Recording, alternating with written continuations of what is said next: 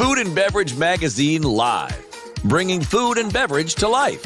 With your hosts, James Beard Award winner Jennifer English and Food and Beverage Magazine publisher Michael Politz. Featuring leaders in the hospitality, branded food and beverage, and CPG industries, many of whom are Jennifer and Michael's friends in the business.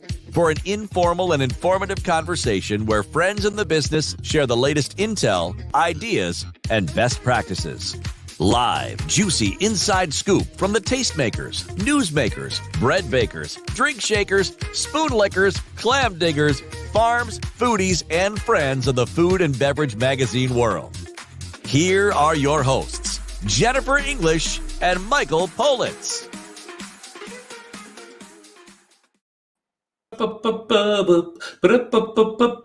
Oh, sorry. I got so excited. Happy Memorial Day. Jennifer, there's not a day in this world that I wouldn't work with you. And in Memorial Day, you want to work, we're going to work.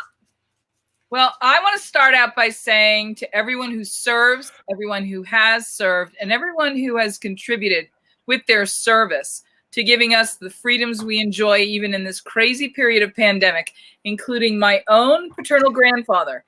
This is William McCullum, and he was a flyer during World War I with Eddie Rickenbacker. And by the time World War II came around, he served again and is buried at Arlington National Cemetery, where they will place a wreath at the tomb of the unknown soldier today. And they go around and they plant a flag at every gravesite. And while I cannot be with my grandparents today in Arlington at Arlington National Cemetery, I am with them in spirit and paying honor and homage to their sacrifices for us. You know, we stand on their shoulders.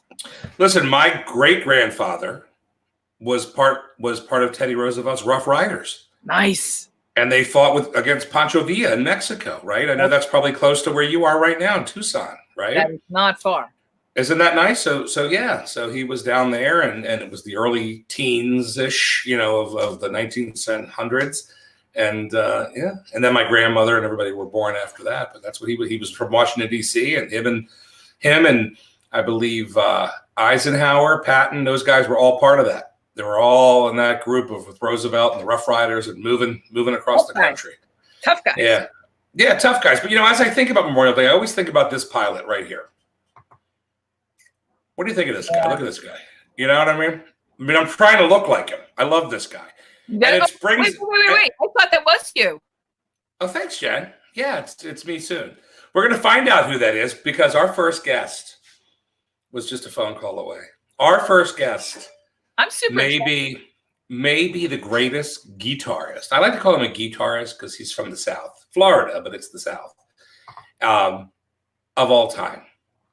And well, he's a Renaissance man. He was a Renaissance man. He was actually, I just want to say Renaissance that he was also weren't they the most successful band of the 90s? I mean, let's say the name of the band, Jen. Say it. Well, Matchbox 20, also known as MB20. Is that true? Yeah. We'll find out. Well, let's find out. Should we just bring him on? Let's bring him on. Listen, I have to say what a real honor it is to have him because he's the kind of gentleman who is so bright and so creative. His inspirations are sort of pan-disciplinary, okay? You think music, and you may be famous for music, but it's just one of many, many disciplines in the fine arts that he practices, not the least of which is his love of words, which is going to be on full display in a brand new podcast that he's going to tell us about, but I digress. Well, he also owns Creationville and Edgar Pennington. Let me see what Edgar. I actually have a picture here of him and Edgar. Let me find that before. Oh wait, look at that! Look at he's boning up. Look at this. Look at that! I just want to show you him and Edgar. That's, by the way, the only friend he could have, and he's walking away right off his shoulder.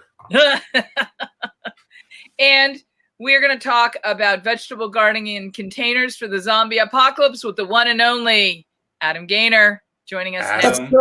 It's so weird. I forgot from last week of Zooming, Skyping, FaceTiming you. I didn't know I was live, and I was doing a little brush up I was doing a little brush up on.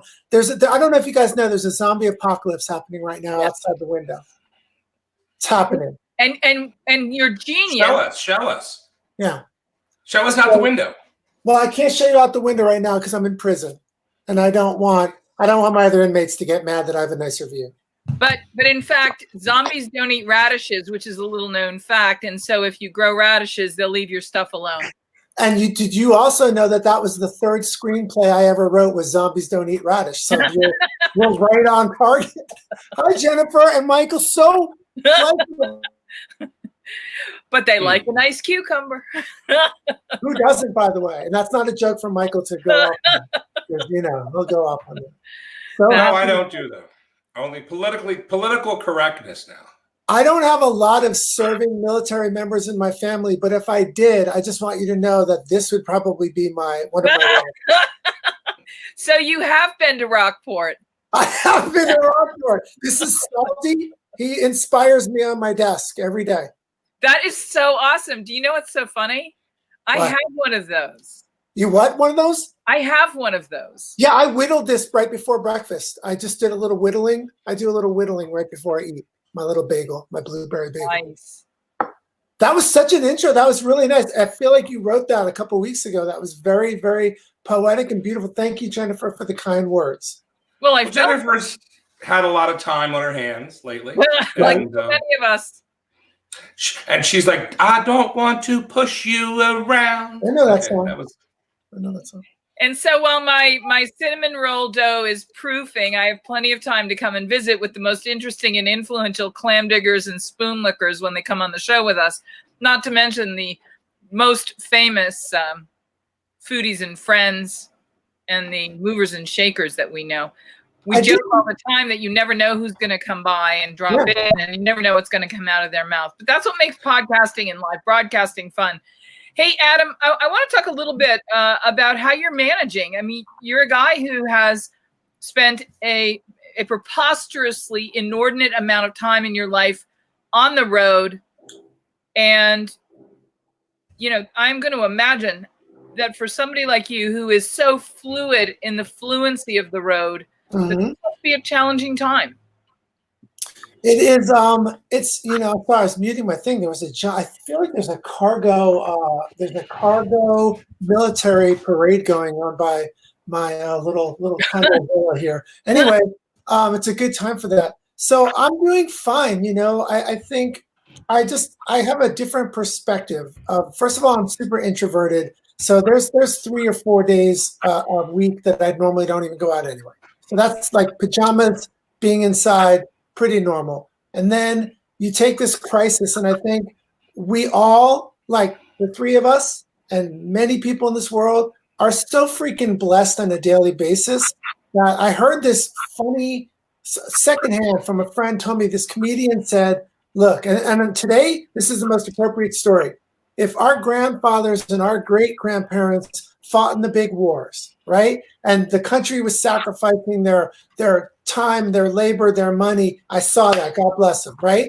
All of these things for our freedom, killing, blood, sacrificing their lives. And our government and our country asks us to sit inside for a few months and watch cable on the couch.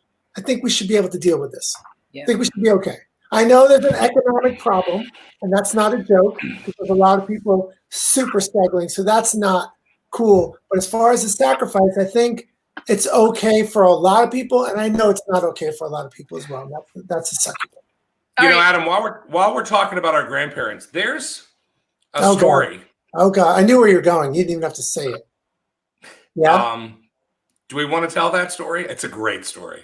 I just know that there's a famous musician that used to names. No names. Okay. I think it's Paul Stanley. I thought we were going to. Now he's going to get mad at me. Thank you. That's what I'm saying. He's not supposed to know I know you.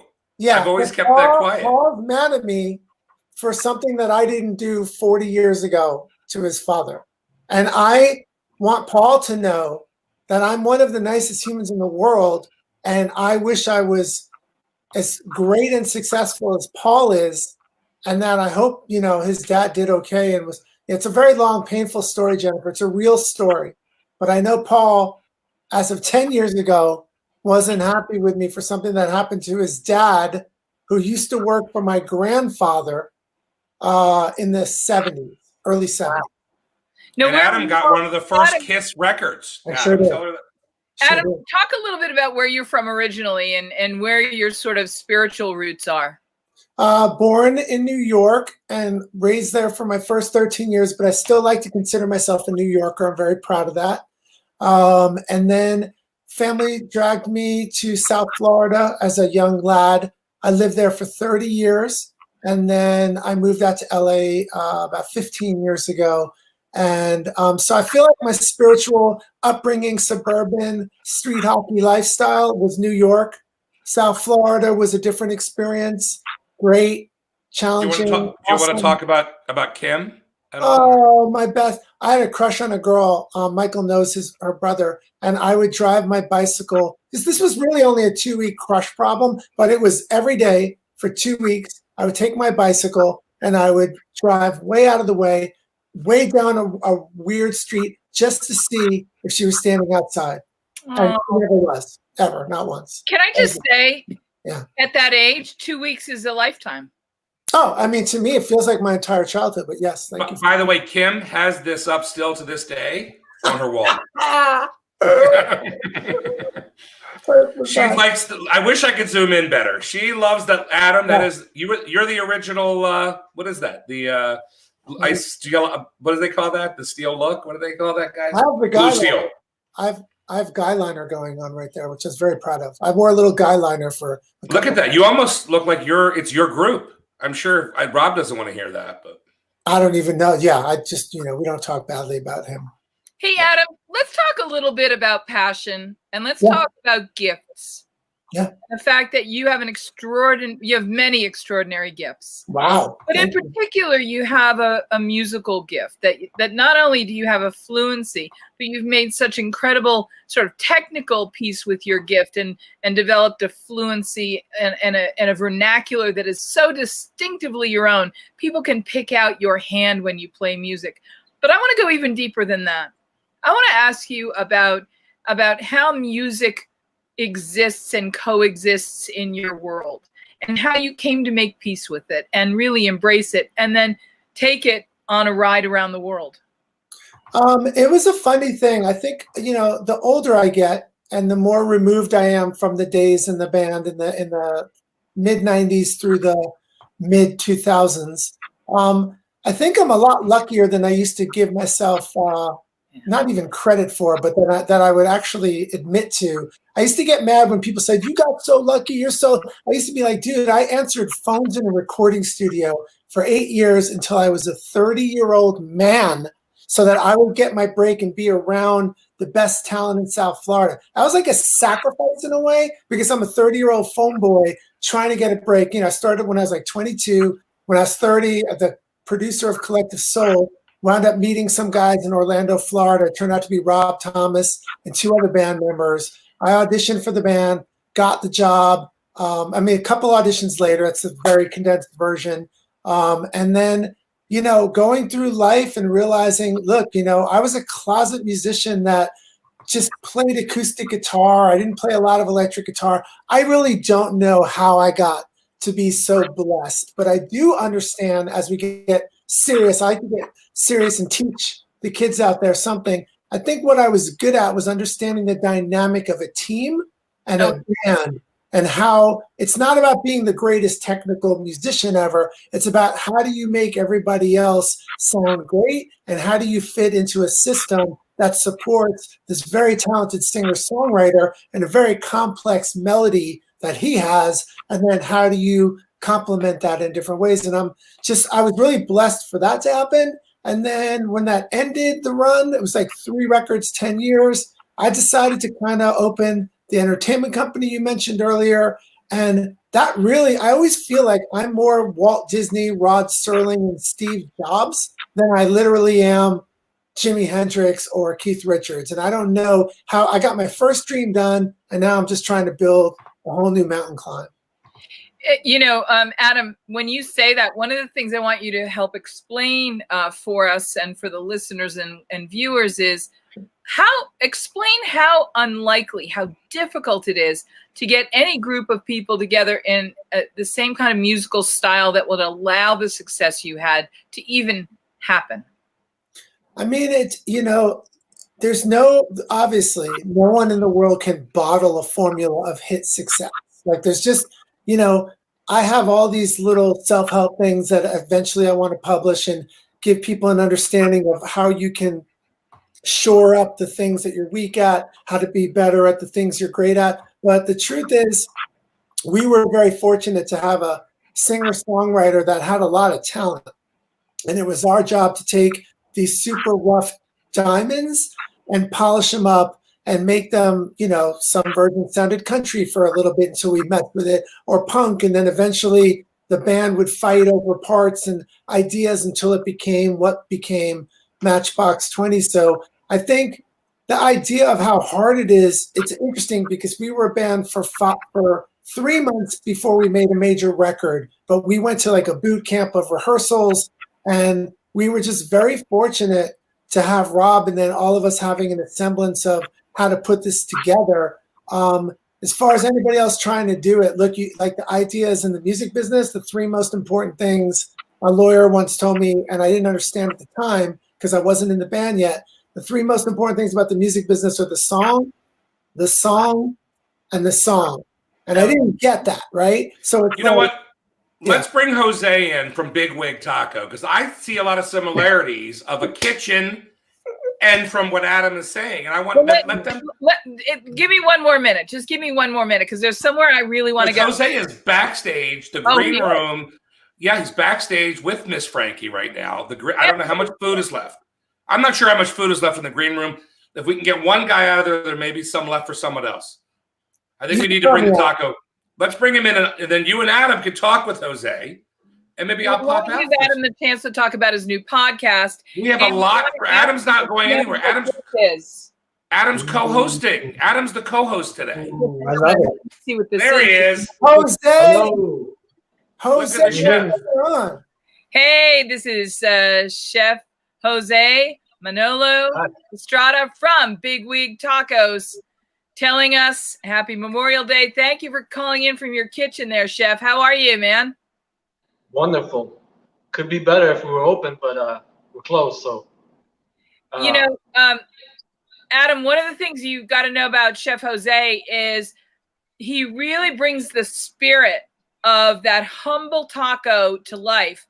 And we say with a wink in our eye that it's a humble taco because the flavor is so big and so bold and so delicious, and in some ways so simple. But I'm going to guess that a great taco, like a great song, is deceptively simple, but is really very hard to do well. Chef, will you talk a little bit about your philosophy of tacos at Big Wig Tacos?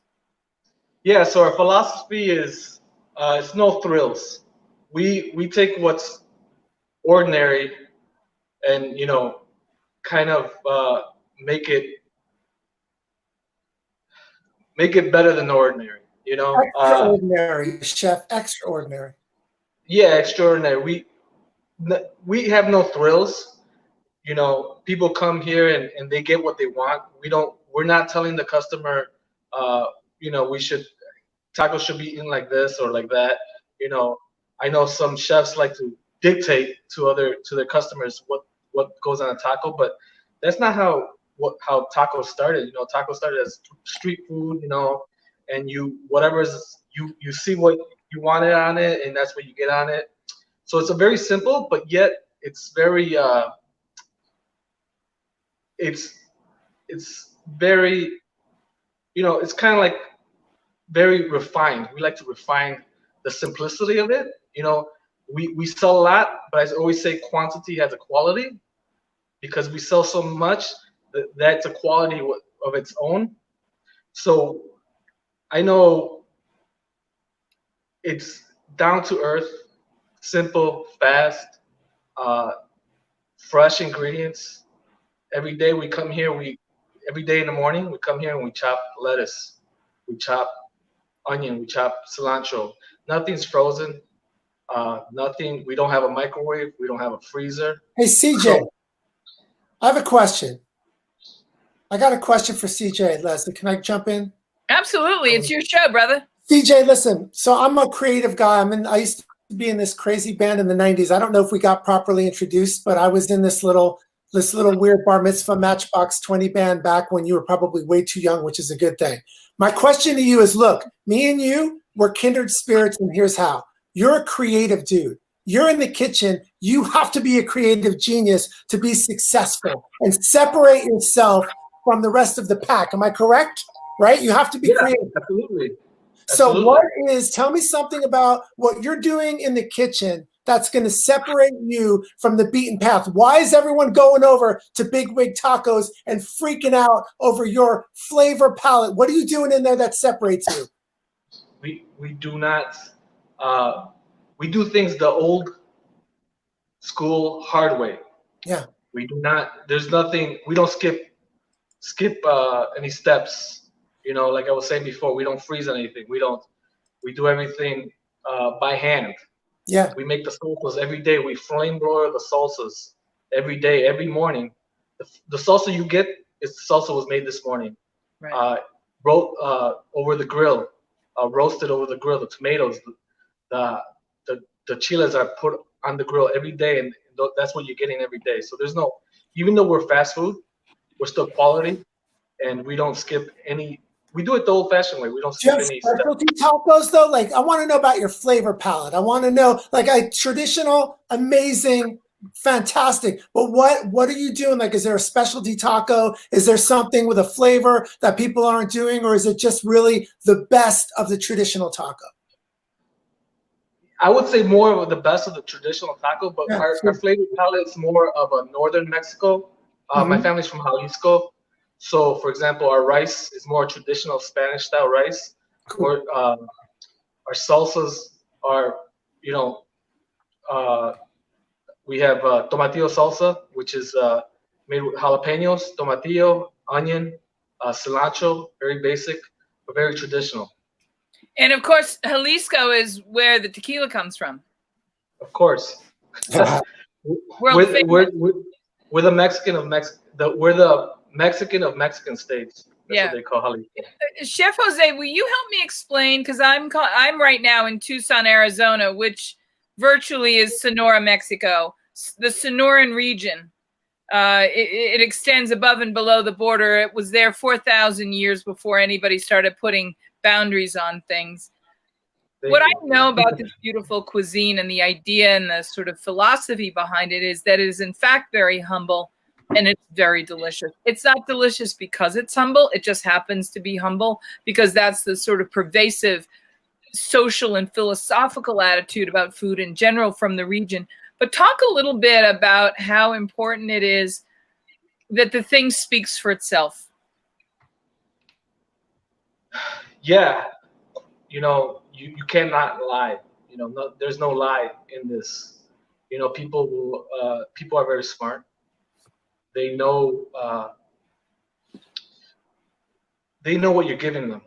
Yep. So they know a good, people, they know they had a good steak. They've been to a fine steakhouse. So they know that, what the difference between something that's handcrafted on a daily basis as opposed to something that comes out kind of like a more a factory style restaurant, I'm gonna say, Yeah, so it doesn't. So it's not cutting any corner. You're not cutting any corners. No corners cut here. No corners. Nothing fast. And like you said, it doesn't lie because people know it. So you can't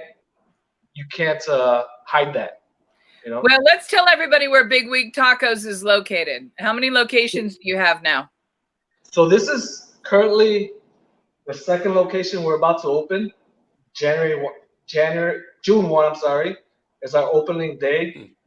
We will, in Chicago, we still have no dine-in, so we won't be able to dine in, but, people will be able to pick up and carry. So we're in Chicago. This is in the Logan Square neighborhood on Milwaukee Avenue. If you're familiar with Chicago, our first location is in the River North area. Hey, Jose. Oh, sorry, Les. No, go ahead, Adam. Hey, Jose, so what are you doing during this crisis? Are you doing takeout? Are you able to make ends meet? We worry about, here on the show, we worry about people that are in the biz. And are you able to make ends meet? Are you doing takeout? Tell me how COVID has kind of affected your business. It's affected us negatively, as in we will, luckily, we're known for a takeout and delivery. So fortunately enough, we're at our first location, we stayed open, and we probably will pay the bills this month. But the unfortunate thing is I had to lay off about 30% of my staff. And some people, live day to day, check by check, and that's affected them tremendously. And that's what really affects me, because I'm their leader. How am I going to lead these people? Jose, that's horrible, man. I think at this time, it's such a rampant thing happening in the country with unemployment rates jumping into the 20% and higher. I know you must feel super guilty, and you have to kind of just hold the fort down and hope for a better day to come soon, and let your people know that you support them and they'll be back. But yeah, there's no easy answers, right? In a time like this, just try to take care of yourself and build that business, so when you come back better than ever, you can grab those people and help them again. I mean, look how busy this place is, Adam. This is insane. Look at the people. Well, and their salsas. As Chef Maria Maison from Boca Tacos, that was nominated for the James Beard Award semifinals this year, said, anybody can make a taco. What really distinguishes you is your salsa program, because salsas really allow the spirit of the chef and their philosophy of flavor to shine. And the big wig salsas are world famous. That's cool. So Jennifer, she was from Boca Taco? Yeah, it's called Boca Taco and Tequila. Adam, am I wrong, or is that Mouth Taco? What's that? Boca. Mouth Taco. Boca. Hey, Chef, before we let you go, one of the things I want to say to remind Adam and everybody is, one of the things that Bigwig does brilliantly well is you can get volume of to-go food. Not just like 2 or 3 tacos. You could get like a bunch of food for a bunch of people, and they're really, really good at that. And I think that's one of the things that they're doing that allows them to survive in this period of really not only, I mean, I hate the word uncertainty. It's just challenging, and they're shining at it. Thank you. I'm so happy for you, Jose, and I'm really proud of you, dude. It sounds like you have a wonderful business, and you'll get over these tough, weird times. Yeah. And when you do, you're going to prosper, bro. And your other business is going to flourish. I know. You seem like a great dude. Thank you very much. Appreciate that. And you'll come back and visit with us again soon? Yeah, absolutely. Awesome. And when you're in Chicago, come visit me. We'll do that. Thank you, Chef. Thank you. Thank you, Chef. Thank you. Bye-bye. Nice to meet you, Chef. Okay, good.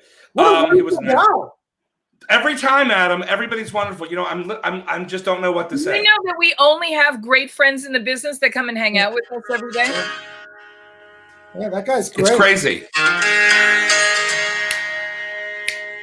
like a music director. That's Adam. Are we gonna get sued for that? Oh, we may be. You better call Rob.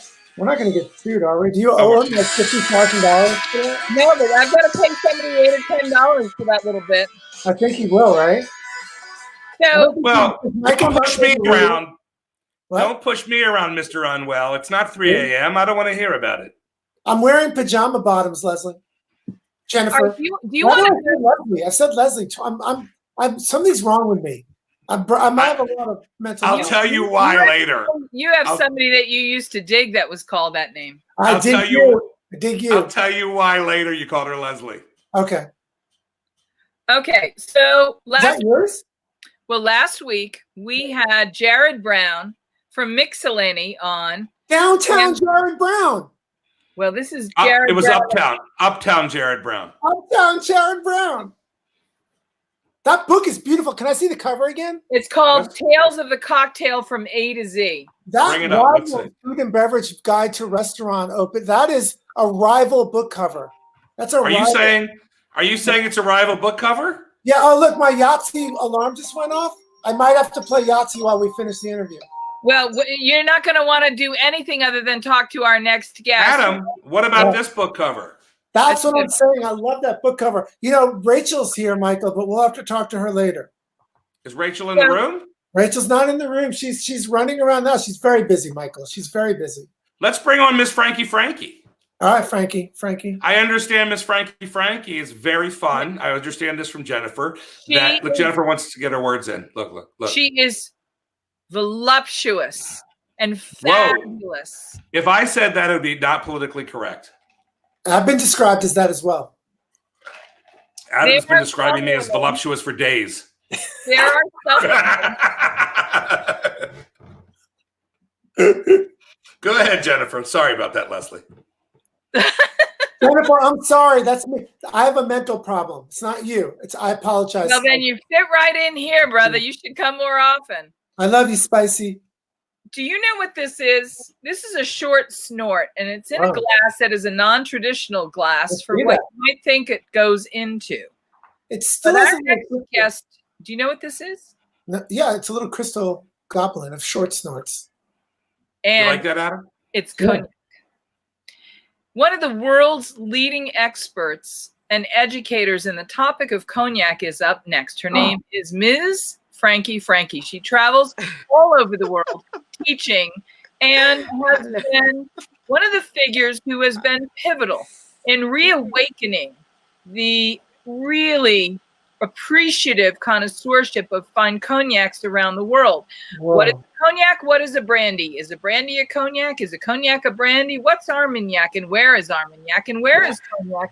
And if you saw today on Facebook that you can't call something quarantine unless it was from the quarantine region of France, otherwise it's just a sparkling pandemic, that was one of those things that made me laugh and made me think of Frankie, who joins us now from her voluptuous bar or boudoir. I don't know which it is.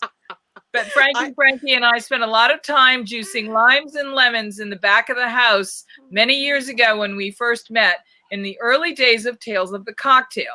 Back in the days when we were just a few hundred cocktail geeks in a room, dreaming of the day you could walk into a bar anywhere and get a Negroni without having to explain how to make it, or better yet, a fabulous cognac Manhattan or Stinger.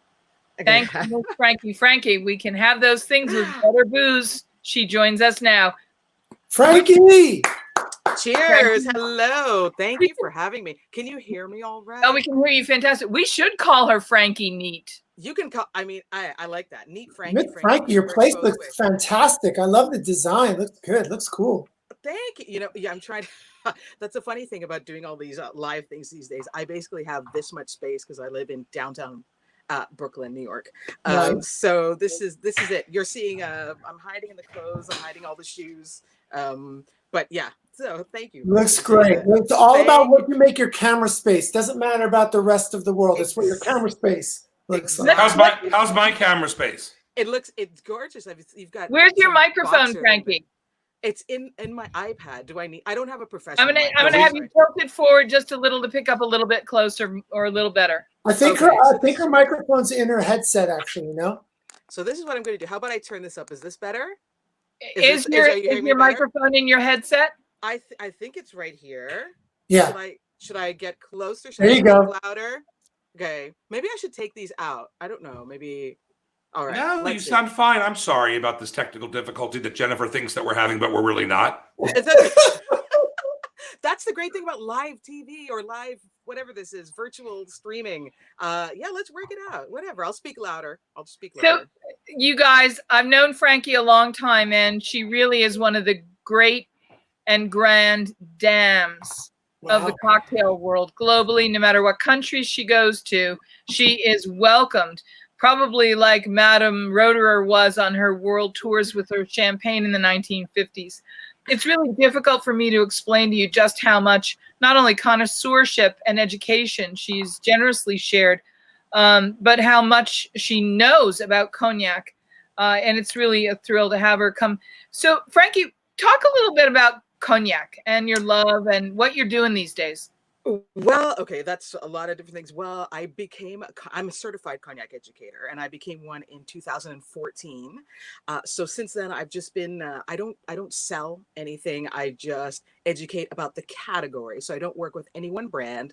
And I really enjoy that because I get to speak about all different styles of cognac. And I've been to the region about eight times now. I'm dying to go back, actually.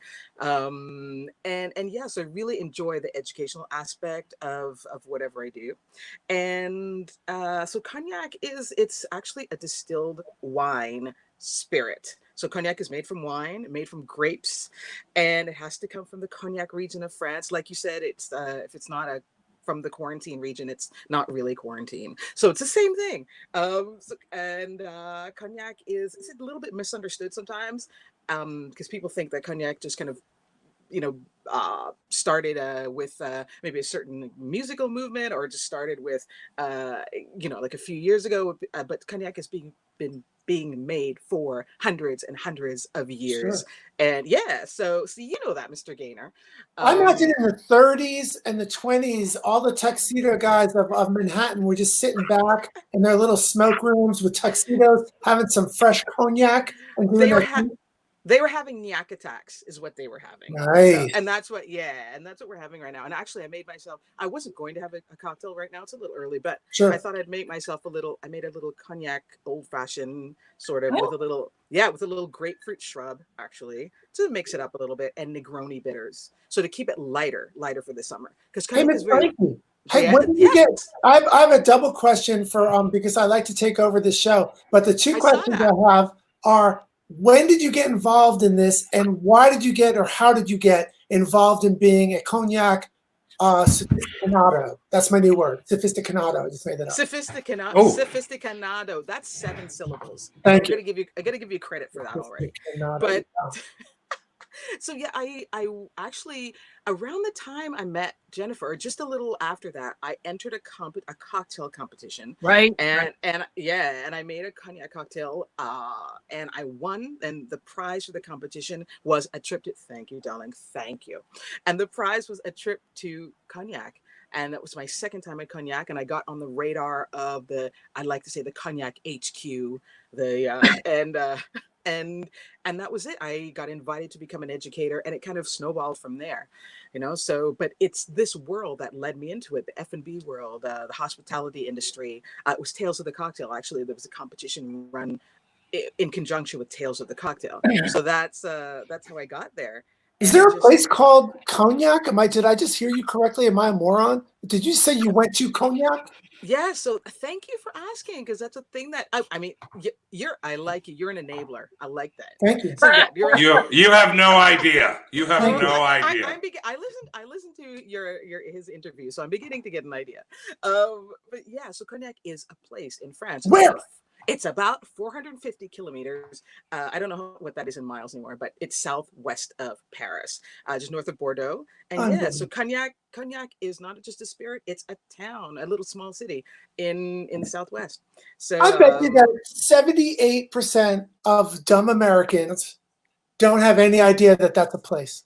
I never knew that. I bet you even more. Survey says 72.3% of Americans don't have that. Incredible. Oh my God, we've got statistics. It's incredible. Jennifer, back to you, Jennifer. Back to you. I'm done. So let me ask Ms. Frankie, what is this that I have in my hand? Are you familiar with this brand? I am. That looks like, that's Doucet. That's Doucet Cognac. Yes. Yeah. Who owns this brand? Bacardi does, actually. Oh, yeah. I thought it was like they have somebody like Vince Neil, G Money or something. Oh well, I think Jay-Z is affiliated with that brand. Yes, yeah. You may have part of it. I'm not sure who owns exactly what, but says it's from Cognac though, Miss Frankie. It has to be. That's the thing with Cognac. Has to be from Cognac. Really? Yes, it has to be. Well, there's a few rules. Just top line stuff. It has to be double distilled, copper pot stills. There's a particular type of Cognac alembic that you have to use. Has to come from the Cognac region. Has to be aged a minimum of 2 years in oak, 40% ABV, and it has to be adhered to a strict set of rules. But those are the basic things. It has to come from the cognac region, or else it's just not cognac darling. Do you see this, Michael? This is Yes. from my Brita water filter. Is Let's that see it. actually? I think we all need to see this. Yeah, it's a Brita water filter. It's you put it in, you wait about 14 seconds, and it's ready to go. Is that from? That has Portugal? low ABV. Miss Frankie, cheers Yes. to you. I adore you, Miss Well, Frankie. Well, listen, can I tell you, darling, I want to say that likewise. And I want to tell you something that it's so great that you're here because I actually have a musical background as well. And everything you were saying about music, I could really empathize with that. And the fact that you waited around until you were 30 to get that audition. Yeah. I mean, I'm. Are you a vocalist? Yeah. I used to do that. I mean, I still sing and that kind of thing, but I definitely pursued that for some time and, doing all the bands and, I did weddings, I did, just original stuff. And so I know where you're coming from. And I feel for you. That's awesome. That's awesome. But you made can always sing. You can always You made sing. it. You can keep One singing. day he'll make it, Miss Frankie. Don't feel so bad for him. One day he will make it. Well, Adam, do you have? go and Google? Does Adam have his Xbox guitar and there? stuff. Maybe you guys could play together. Maybe you could do something. Oh, I would sing. love to. That'd be fantastic. I think Miss Frankie and I would have to rehearse a little number though, because I'm not like the play every standard guy. I know 4 chords, and without that's the complication. So, which are the good 4? I would say for male vocal music, it's probably A, E, D. Like, what are the good ones to know? I may You know don't only 5, need but I don't want people to think I'm like a savant. So it's like maybe the G, the C, the D, the E, and the A. Okay, all right. B, B gets like, oh, I got to borrow this. Oh my God, so let's just go with those.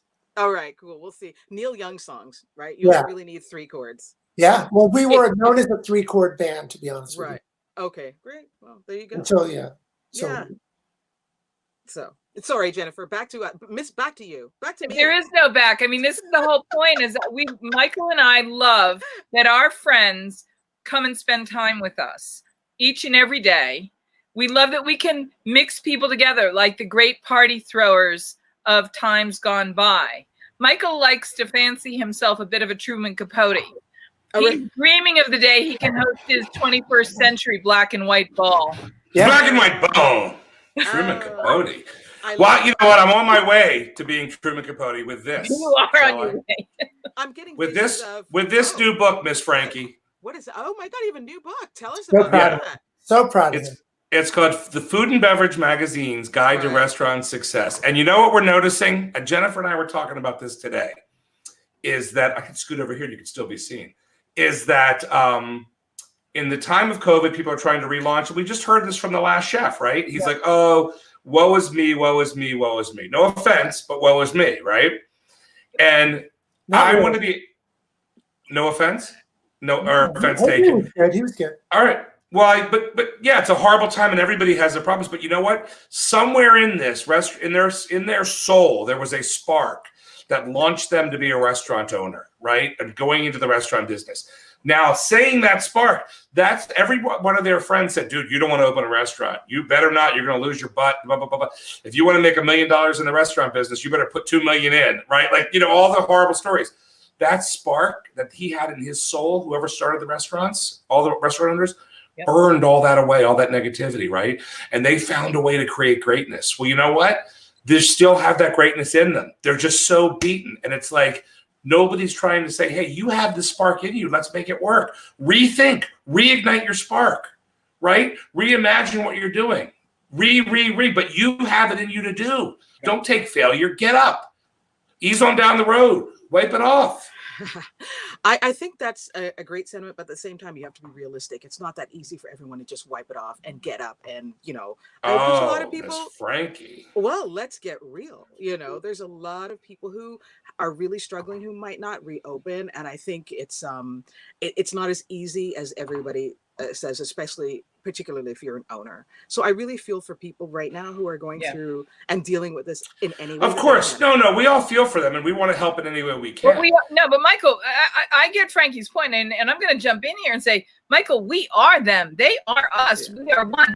And one of the things that comes out of a Buddhist tradition that I think is really timely for people, regardless of where they come from in the world, is this really powerful perspective that when you look at a challenge that is in front of you and you are there and you're present in this moment with that challenge, and if it's a negative perhaps, and you look at it like it's a poison, that you have to remember that that poison really is your medicine. And I think it's just what you're saying in a completely different way, that this moment in time, though challenging, is going to be the fodder for the greatness that comes next for all of us. Yeah, I agree. Poison is your medicine. Wow, that's so New Orleans. Adam, how do you feel about that, Mr. Poison? I have to tell you guys, here's my, I have a motto. I have 117 sayings. This is one of them. So, and it's a very common sense one, but I really use this a lot when I talk. I call them the kids. Everybody that's a year younger than me as a child. I do that too. Yeah. So my quote is this, Miss Frankie.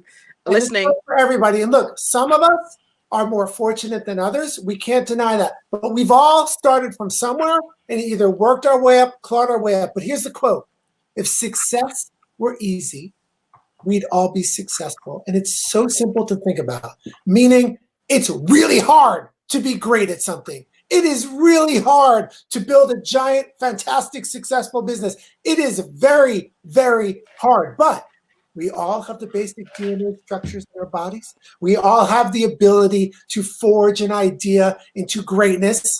And we can do this with a lot of hard work, some halftime adjustments. But remember, success isn't something that you're going to fall into on the sidewalk. It's going to be time, work, blood, and sweat. You're welcome. Amen. You're welcome. Sophisticado.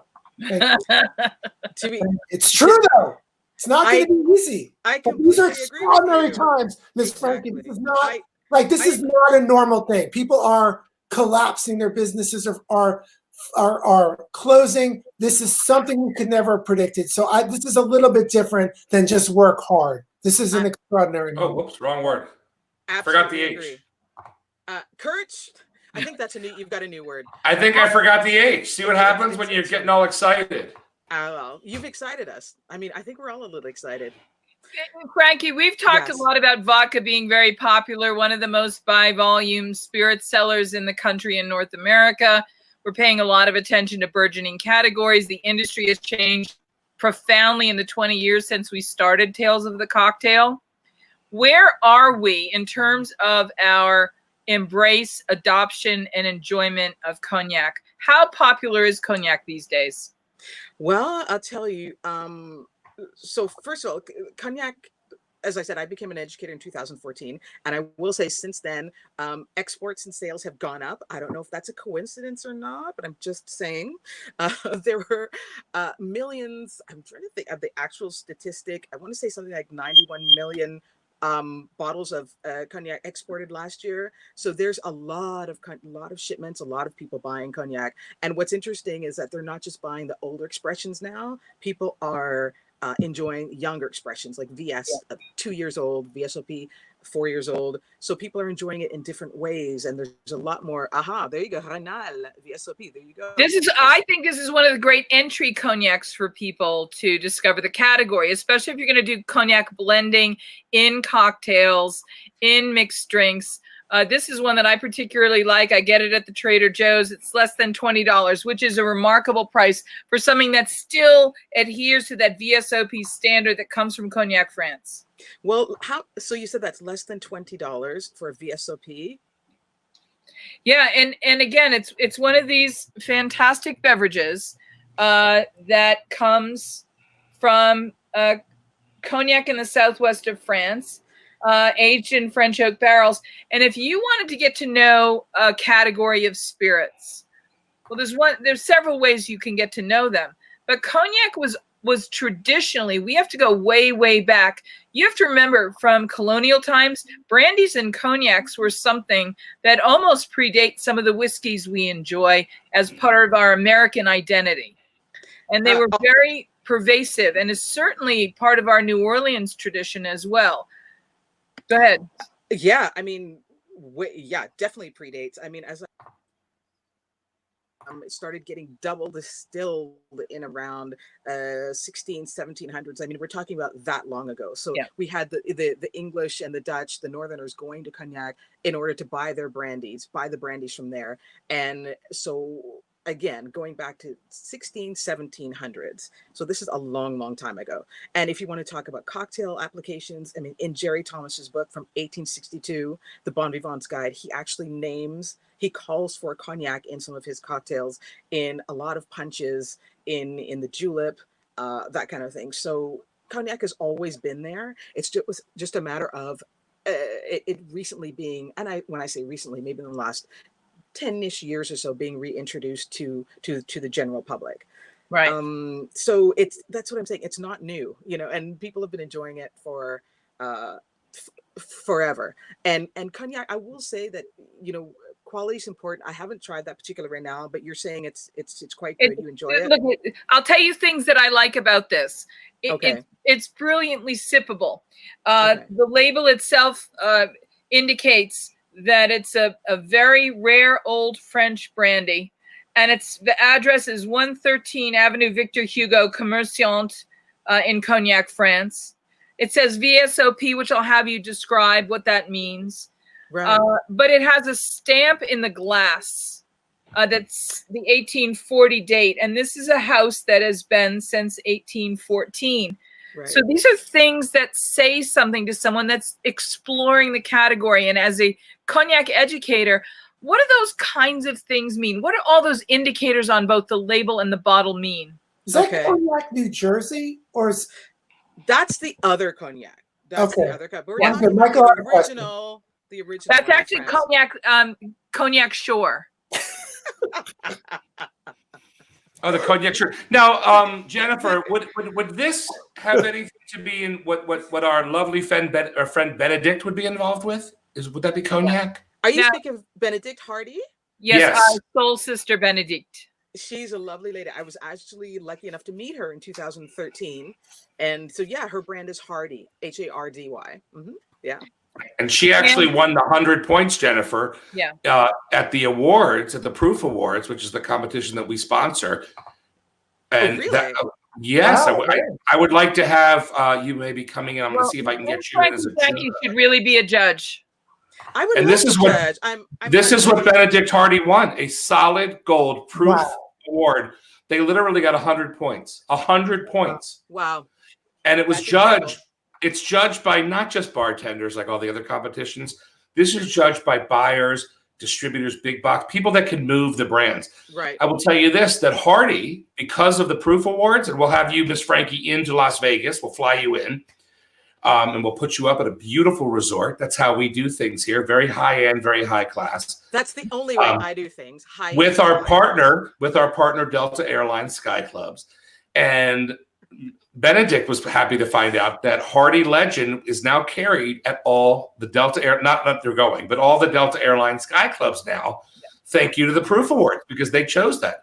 And they chose 5 other brands and of different types of spirits without knowing the names or what they were. And they chose them because it's just based on flavor. Incredible. And that's what it should be about, about the flavor. And about what you can afford to. Not everyone can afford, really high end, but that's a great thing about cognac, and that people don't realize that there is quite a range, not only in styles, but in price points as well. Cognacs that are made for cocktail, or cognacs that are made for sipping. But, no buts really. I'm glad to see that there's cognac in the Delta Lounge. Yeah. I didn't notice that last time I was there. And Miss Frankie, I have to say, the Hardy Legend, for the money, has a kiss of antiquity. And I'm getting a little ahead of myself, because one of the things that I love in the world is the flavor of an antique cognac. And it's like turning a young person onto the flavor of caviar. And if they like it, you're doomed, because once somebody gets a taste of something like that, it's a really luxurious, expensive kind of thing. And it's not as accessible as everybody would want it to be. But it's really special. And Hardy Legend Cognac is blended in such a way that you get that kiss of antiquity. So that thing that anybody that loves antique cognacs loves can be found in the Legend. Well, when you say antique, I'm assuming you mean the XOs. right? So XO cognac is a XO minimum. cognacs of there used to be a time, and Adam, I'll share this with you. So, and Ms. Frankie, let's just unpack all this all at one time. You know, people used to keep cellars in fancy houses and homes and estates, and the kinds of people that would keep cognac or might get cognac as a present and not necessarily drink it, including things like the XO and the Louis Trays. You used to, as recently as 10 years ago, be able to go to an estate sale or a yard sale, and you might find a bottle of something old. And because it might look like there's not a full bottle, or it might be crusty at the top, somebody would say, oh, you don't want to drink that old stuff, when in fact, that might be just the most delicious thing you ever drink. Frankie, talk a little bit about how this treasure has been hiding in America in plain sight in people's cellars, and they didn't realize what treasure they had. Well, I think, first of all, I've never actually had a cognac from an estate sale, I have to say. I would love to, now that you mentioned it. So I think I need to get to New Jersey. Probably in Cognac, New Jersey, they have these sales. I would assume. But, you know, I have been able to go into, in Cognac, they call it the paradis, the paradise, which is where all of the houses keep their best and oldest cognacs. Ooh. So yes, it's actually really exciting to see some. Yeah, it'd be cool. Because some of them are just, they're really atmospheric, and some are really, really clean, but others are just kind of, you know, have the mold in there, or they have just cobwebs because they want to just leave it as is. Yep. So I've tasted some really old eau de vie, and it really is remarkable, really incredible. And you know what's interesting is, like, with cognac, it's a blend. It's all about the blends of older eau de vie, of younger. So sometimes, you know, it can be 2 to 3 eau de vie. It can be up like hundreds. So that's what's really incredible about cognac as well. It's about the blending, and really the craftsmanship, the craftspersonship, because there's a lot of female master blenders now as well, that goes into it. So do you run like a public, and this is going to sound a little silly, but do you run like a public cognac club, something cool that sophisticated people can kind of get behind, and you can help monetize and do something cool to brand the name bigger and get everybody even more excited about it? You know what? I should. Yeah, it's, you know, especially right now, I'm really thinking of different ways to. Let's go. I don't even drink it, and I want to be a member because it's sophisticated, cool. It is sophisticated, cool, but at the same time, it's accessible. So it's really. I'm in. But I don't want people to. Yeah, I mean, it's really. But yeah, a cognac club. It sounds like a great idea, and I think that's something that I should have. 20% take the rest. So, Miss Frankie, I'm going to seize this moment and say, would you like to? There it is. Would you like to host a cognac club on the air with the Food and Beverage Magazine family? Oh my God, let's discuss this. Let's get it into print. Let's drop a contract. Hardy, let's talk about Hardy Legend for a second. Hardy Legend is $53 a bottle, right? You can get it at $53 a bottle. And it's probably the finest thing you could buy at that price. Would you say? Honestly, I would say it's one of the best things you can acquire. You could spend twice as much money and get something not half as good. How's that? I agree. Can I add that 1863 date is 100 years before the year I was born in 1963? Trivia. It's actually, is that her great-grandfather? Benedict Hardy's great-grandfather was born in 1863, or was it her great-great-grandfather, Jennifer? Well, that's when the house was born. That's when the house was formed, if I'm not mistaken. Yeah, I think that's the year that the house was established. And the first cognac house was Ogier, and they were established in 1643. Right. Wow. Yeah, so just to give you an idea. I believe I've tasted the cognac from the first batch. I believe I've tasted that with Benedict. Would she have had that at some point, Jennifer? I mean, I know it was a Lalique bottle, and it was insanity. It was hundreds of years old whenever I tasted. Yeah. And how did it taste to you? I mean, you know, I needed a Diet Coke afterward. It was a little scratchy, a little warm. I wasn't so into it. What are you going to tell you? Was that your chaser of choice? Diet Coke was your chaser of choice after that little... Well, I needed a Coke Zero, truly, but they didn't have it in stock, so I had to get the Diet Coke. And it might have been a Diet Pepsi, because I think it was at Wynn. When we were at Wynn, I think we were having something at Wynn with Benedict. We really got to get... If we have Benedict on the show, can we bring Miss Frankie back? Would that be an amazing... All right, I'm going to go so far as to say for our first episode of Cognac Club, I would love it to be Benedict Hardy coming on for us. Wow, Adam, how are you going to monetize this? I will be helping to host that evening because, of course, it's my brand. But I will be there for you guys in support. Totally. Amazing. Well, the great thing is we can start with Benedict, and we've got a whole host of people Right. that we can have on the show. Miss Frankie, I need you to get on this cognac club thing with Jennifer. I'm getting on it. We need to get on it. I know you. I think you need to be my manager now. I'll be your motivational coach. I will get you great. on this. Because you're from Creationville. You're from Creationville, which is a town that I need to be living in a little bit more. I feel. Well, no one else lives there, Frankie. Frankie, no one else lives there. Well, I think there's room. They just visit. It's a town. It's a city. It's Michael being rude, Miss Frankie. Don't listen to him. It's very rude. Hopefully these two live there. These two live there, Adam. That's not true. Scratch and chin. They do. I don't know what that was, but it scared me. Yeah, it's scary. Anyway, I don't know what. Show her the Edgar picture, Michael. That's more friendly. I can't. I already deleted it. What? Yeah, I did. I do. When I'm done, I show and then I'm done. It's show and tell. I'm over. Can I regain control of this to get a few more bits of good information out? Maybe just that for Adam Gaynor? Maybe a little bit?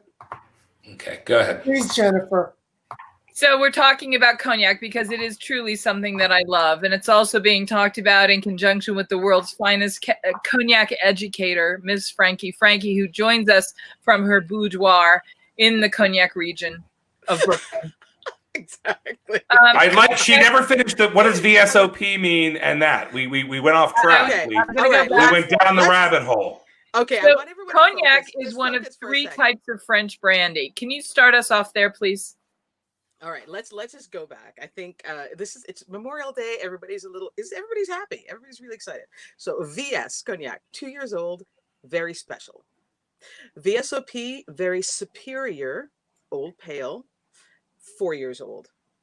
XO, extra old, 10 years old. Without going too deep, yes. So there we go. Those are the ones that you should remember. Recapping, VS, very special. How old? 2 VSOP, years. Very superior. Oh, what is the other ones? Pale, very superior, old pale. And it's easy to mix that up. Yep, 4 years. XO. 10. Got it. 10. I'm going to get a tattoo of that on my back so I don't forget. Ooh, that's very Creationville. Very rock. Very rock. What if it's older than 10 years? Yeah. You know what? Funny you should ask that. So they just actually came out with another designation, XXO, which is a minimum of 14 years old. But keep in mind that most cognacs are that's the minimum. Right. That's the minimum. So most cognacs have eau de vies that are much older. And Frankie, what's an eau de vie? An eau de vie, it literally stands for water of life. And doesn't that sound exciting? And it's Adam, write a song. I'm just drinking the water of life. Right. I think Elton John wrote that. Oh no, that was A Circle of Life. But Adam has a song about the water of life. It's called Float. Oh. The water of life. Okay. Remember that song? Float on. Remember that one? Yep. Float on. So distilled spirit, eau de vie. Eau de vie is taken a brandy. A lot of people call brandies eau de vies, and a distilled spirit, a cognac spirit, is called an eau de vie before it becomes a cognac. So right? Is a brandy a cognac or no? Well, cognac is a brandy. Okay. A type of brandy, but brandies, not all brandies are cognac, because of course cognac has to be, as we said before, to recap, there will be a test, coming from the region, age minimum of 2 years. So brandy can be made from any fruit. You can have cherry brandy, apricot brandy, that kind of thing, right? And so brandies are distilled from fruit. Cognac, however, made from grapes, particularly Uni Blanc, which is also called Trebbiano in Italia. And as you know, the criteria that we were saying before. So yeah. So Brandy is a fine girl. What a good wife she would be. So all cognacs are brandies, but not all brandies are cognacs. Exactly. There you go. Now I'm going to throw a wrench in the works and say there's another region that produces really wonderful world-class brandies that we call Armagnacs. Yes, that's true. all Armagnacs are brandies, but not all brandies are Armagnacs. And the way I describe the difference, Ms. Frankie, is that Armagnac is like the country mouse of brandies, and cognac is the city mouse. It's the difference between that country rustic feel of the Armagnacs and the sophisticated sort of citificatiousness of the cognacs. Well, I don't know if a lot of the Armagnac producers would like the country mouse analogy, but I understand what you're saying. And part of the reason why it just has a quality to it that is a little bit more. Yeah. Jennifer, who's your favorite country mouse? I know who my favorite country mouse is. Who's yours?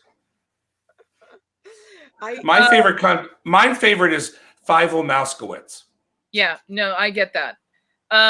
You know what? All day long, there are several houses that I like quite a lot. But I really love the Hardy cognac. I genuinely and authentically do. I have been fortunate. I've sipped some Louis Trays that has been wonderful. Yeah. And I've been very, very lucky in my life to get some sips from our we're gonna have a spirited dinner now. Oh my God. Is it weird to be hosting the show and just decide I needed something to eat? Is this a weird thing? No, Okay. we've made you hungry. Is Adam? Oh, hey, come say hi. You guys, you have to meet my wife. This is Miss Rachel. This is Miss Hi, Rachel. Hi, Miss Rachel. How are you? Look at that. God, look at her. How did that happen? Miss Rachel made me this fine display of vegetables. And was that chickpeas? It's chickpeas, tomato, some radish, carrots. And she got it Parsley, all from this. We did this in the backyard this morning. I love that. Amazing. Yeah. Just something healthy, nutrients. We have That chickens looks so in the great. closet. We're breeding. The reason you want to eat like that is it's going to boost your immune system and help you fight everything off. You want to stay away from the sugars. You want to stay away from the bad stuff. That's the good stuff. That's Jennifer. She's the smartest one on the show. She knows what she's talking She's the about. smartest one. No, Ms. Frankie is. Oh, I love you, Miss Frankie. I just make fun of Jennifer her. has one of these. Wow. Yeah, I Oh, don't. look at I this. don't. I have a whole roll of stickers that have that on there. Amazing. Hey, listen, Rachel, it's lovely to meet you. Oh, One of you the things too. we do in New Orleans is we have these events called spirited dinners where people will come and the spirits house, like the cognac houses, will come and they will pair either a sip or a cocktail with each course of food, and they will collaborate with the chef to come up with a very harmonious, very chord-like, pleasurable combination of food and drink for each course. Ms. Frankie has done some Wonderful. brilliant Definitely, spirited dinners. definitely. I did some spirited dinners back in like 2011 and 12. This is going way back with Tales now, but so just to go back to what you're saying about Armagnac, just quickly, the one reason that Armagnac is not as well known, or had not been traditionally as well known, is because the region of Armagnac is like landlocked. Cognac is right. You've got the Charente River there where people had access to the region, but Armagnac was mostly enjoyed by the producers. And again, they didn't have that kind of that access to I wouldn't say the outside world, but a lot of, the different tradespeople who were the negociants who were selling to the English and the Dutch, that kind of thing. So Negociant, Adam. Negociant, exactly. That's another big word. Yeah. Chew on that one for a while. They love learning about this stuff. And cognac too, huh? Exactly. So, but Armagnac I love as well. I mean, I really do. I'm a bartender. I love all spirits. I love working with all spirits, So, Miss Frankie, bring it on. Ms. Frankie, one of the things that cognac has a certain profile in popular culture, but the reality is that great cognacs make great cocktails. Now, I might not use an XO sipping cognac in a cocktail, although it would make it a splendid. I might not use my Hennessy XO, but you just got to know if you used your Hennessy XO in a cocktail, it might turn out great. I love Martell Blue Label.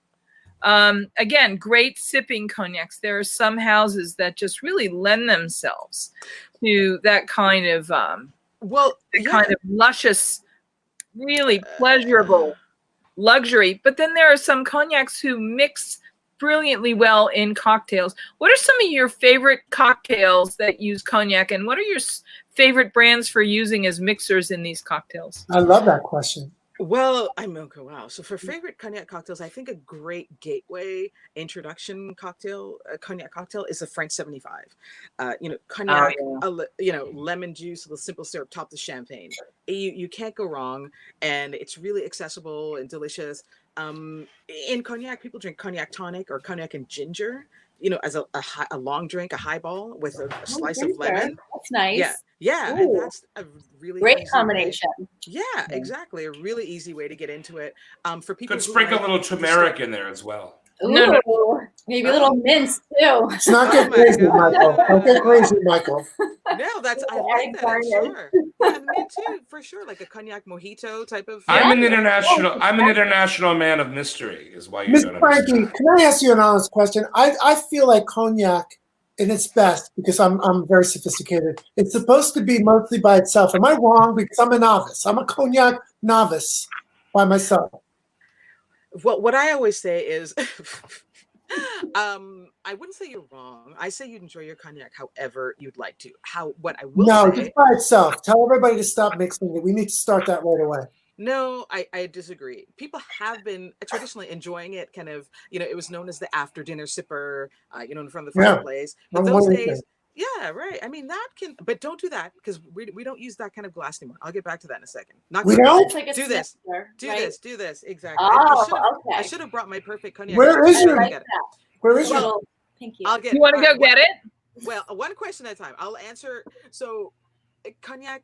Okay, you enjoy it the way you want to enjoy it, right? It depends on the expression. You can go for older expressions, neat on their own, but so many cognacs are great in, as we said, in cocktails, right? So you just use maybe a younger expression that doesn't have as much aging, doesn't have as much wood to it. All right. So absolutely in cocktails, but absolutely on its own if that's the way you would like it. And All right, I accept then- that.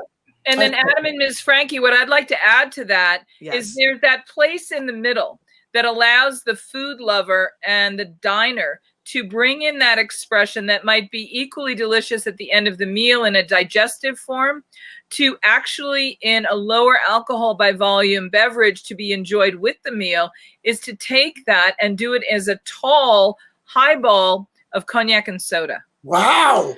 Yeah, well, that's what I was just saying. Or Cognac even is- do a half pour in a cognac and soda It so that sounds you just get the refreshing. hint of the flavor. And it really gives you a luscious visit to cognac while you're enjoying your food. Absolutely. Cognac and tonic, as I said, cognac and ginger. And yeah, proportions are really important. Don't put too much, an ounce to ounce and a half. Absolutely. And then, you've got the dilution there to carry you through. Cognac also works really well frozen. Put a VS or VSOP in the freezer and you can that's drink it that. different. Yeah, because what that does is, and you've probably done this, maybe people do it with vodka, maybe have done it with gin. There's that famous Duke's in London that serves all of their martinis. They pull their gin right from the freezer. They don't even dilute. Right. So what that does is that gives you that kind of fattens up the mouthfeel. So it gives you more of a mouthfeel. It gives you more of a kind of a viscous liquid to work with, and it really makes it a lot easier for certain people to enjoy. So yeah, I mean, just try it any way you'd like. There are really no rules. But yeah, we like to use a tulip glass now rather than a snifter. We like to use the tulip glass. Ooh, the tulip. Wow. You're getting inspired. You must have, Michael, a stock photo of a tulip glass. Tell me that you do. Is He'll that No, I grab do not. He'll All right, grab us a stock photo of a tulip glass. And while he does that, I'm going to say one of my favorite Bring a things. little bottle of it says it. Yes. One of my very favorite things to have with a frozen cognac is a warm gougere. Ooh, frozen warm. That was my high school Yeah. band name, Warm Gougere. It brings around. It brings a lot of this, Jennifer. It Conviviality. does. Putting the con in conviviality. That's what we like to do. No, a word. Miss Frankie, you're my new favorite person. Oh, stop it! I love it. Well, I'm just. Thank you. Oh my God, You're I'm so full of shy. knowledge. We're going to have to do this Creationville thing where my Ooh. new manager. I'm your mentor, but You're we got a cognac club, and Jennifer is going to help run it. She's my girl. I'm Yeah. involved in it somehow because we don't have to use my face because that'd be disturbing, but some kind of a feel for our club. You know what? We did all. Here's what happens in Creationville. Adam comes up with illustrated avatars for each of our connoisseur alter egos. Done. Ooh, I like that. I'll have Rachel is also an amazing graphic designer, so we can come up with the Cognac Club seal. We'll make our own seal for the club, Jennifer and Miss Frankie. We just need to incorporate Miss Rachel's try it hair out. into something. Can we just incorporate your hair somehow? I know her hair is great. Right? Oh, thank you. It's like a wave. It's like Thank a you. wave of Her hair is what cognac is made from. Fine strands of her hair is melted down. Oh my Do God. you know what her hair, what song makes me think of? Do you know the Julie London tune, Nice Girls Don't Stay for Breakfast? No. Oh, The never heard woman that one. who has hair like that, and the soundtrack of Julie London's Nice Girls Don't Stay for Breakfast That's cute. while we're sipping at the breakfast table, Oh my God. having a piece of English muffin bread toasted with some homemade jam. Oh. We have truly That's very good. derailed. We have derailed, Jennifer. Let's get Lovely. back on the track. Let's get back in there. Jennifer, we have Okay, you guys, derailed. good to meet you. Take care. But this is a good. Yeah, And all right. Well, okay. So I'm just going to quickly. The reason that Jennifer, you asked me to come on and just talk about this little Zoom that I'm doing. So I'm just going to mention that real quick before we go out. Yeah. So I'm doing a little. And Adam, you might be interested in this. So there's so many people in our industry who have come from artistic backgrounds, who have an incredible talent, singers, musicians, poets, that kind of thing. So I've been doing a very low-key DIY Zoom where I welcome people to just 30 minutes of unscripted chat and performance. It's a part talk show, part sing along. So I'm doing that every Tuesday at 3 p.m. An authentic talent show / variety show. Exactly. So tomorrow, for instance, I have Fraser Campbell, who's a brand ambassador, and Brian Schneider, who runs the Quality Meats program. And I've had people like Dale DeGroff, Tad Carducci, Julio Cabrera, Joanna Carpenter, Abby Gulo. I mean, I've had a lot of great people on the show. So that's been really exciting and just fun. And I started that during this time as a way, as a distraction. I mean, there's no way that we're getting away from what's going on right now, but I wanted just for us to have an outlet so we could laugh and just take our minds off of these struggles that we're thinking about every day. So, and what is the name of your variety show? Well, I called it, to be honest with you, it was hard to think of a name, but we'll get back to you, Adam, I promise. I called it Quarantunes and Quips. Q and Q, yes. So, because we're doing Quarantunes, yeah. So that's it. Tuesdays. I love it. Yeah. So Adam has a show, a YouTube show also, and it's called Adam. Well, it's not out yet. Oh, it's not? Oh, yeah, no. What? The YouTube. Yes, we have a social distance sing show. Social distance sing. Social distance sing. Yeah, sing like the sing. Okay. It's a YouTube inspired quarantine show. By the way, while we were talking and I was eating, I slammed my hand against my desk and I created a boo-boo. Ooh. Yeah. Ooh, ow. That's an owie. Don't sue us for that. We have insurance for that for guests. Boo-boos. We have boo-boo insurance on that? We got nothing. Jennifer, I feel like this was part of your guys' fault, to be honest with you. Jen, we have boo-boo insurance? It's so memorable that you look down at your hand and think, oh, those two.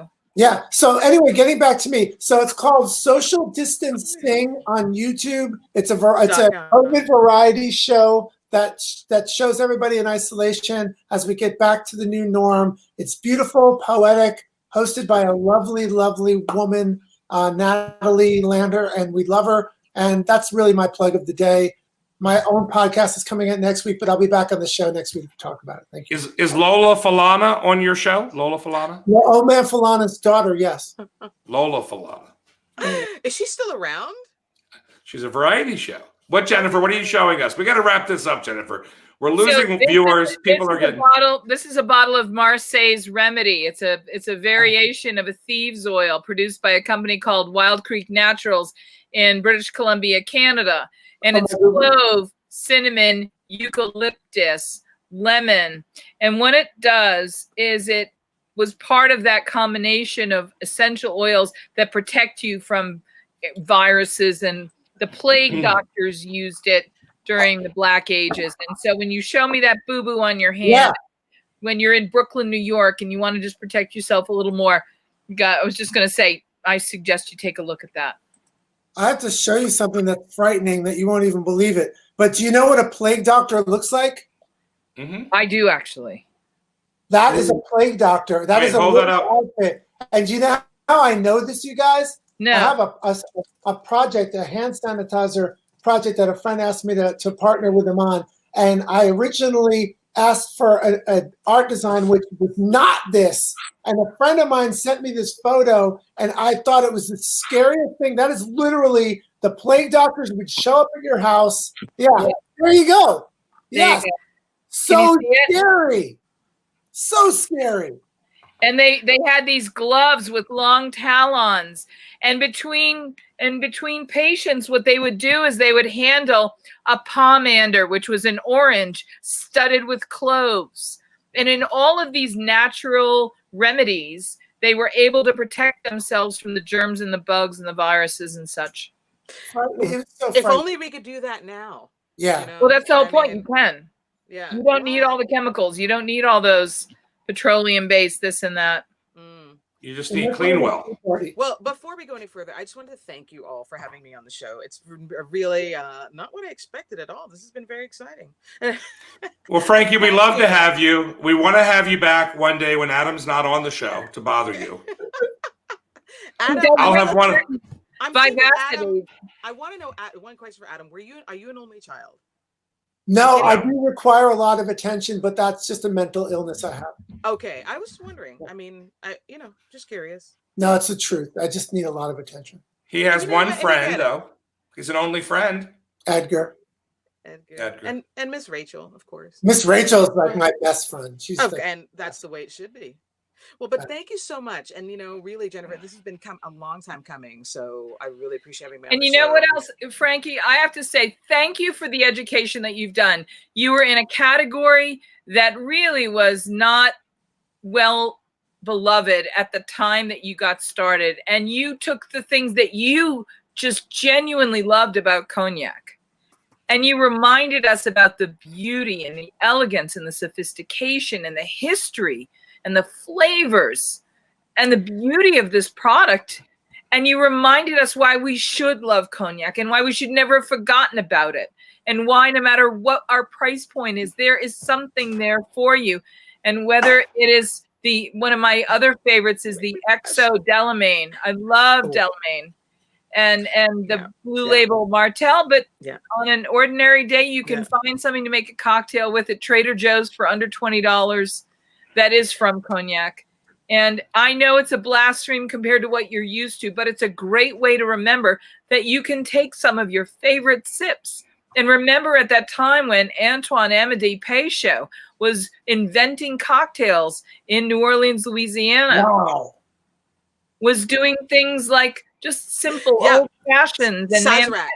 And Sazerac. Yes. Well, let's save this for another day. Let's save it for another day. We are like at 25 minutes over, Jennifer. Over. Okay. Oh my God. Thank you. I'll just say thank you. Network is going to cut us at any minute. Network is going to cut us at any minute. I get paid by the minute, so I'm fine. Yeah, just drink your Miss Frankie, we'd love to see you again. We will see you soon. Love you, Miss Frankie. Bye. Love you. Great to meet you, Adam. I'm going to Google Matchbox 20. Bye. Thank you.